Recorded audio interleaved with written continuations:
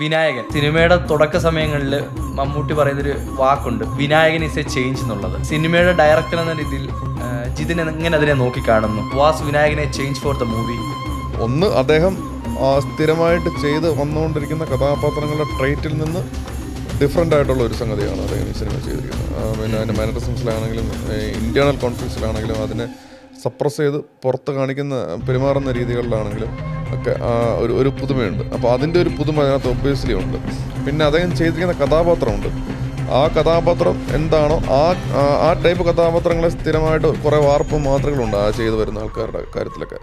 അതിനെയും ഈ സംഗതി കുറച്ചൊക്കെ ബ്രേക്ക് ചെയ്യുന്നുണ്ട്. നമ്മൾ ആദ്യമായിട്ട് ബ്രേക്ക് ചെയ്യുന്നത് അങ്ങനെയൊന്നുമല്ല, ബട്ട് കമ്പാരിറ്റീവ്ലി ഒരു ബ്രേക്ക് ചെയ്യാൻ ഉള്ള ഒരു ശ്രമം ഇതിനകത്തുണ്ട്. അപ്പോൾ ഇതിൻ്റെ എല്ലാം ഒരു ആകത്തുകയാണ് ആ ചേഞ്ച് എന്നുള്ള ഒറ്റ വാക്കിൽ അദ്ദേഹം ഉദ്ദേശിച്ചിരിക്കുന്നത്.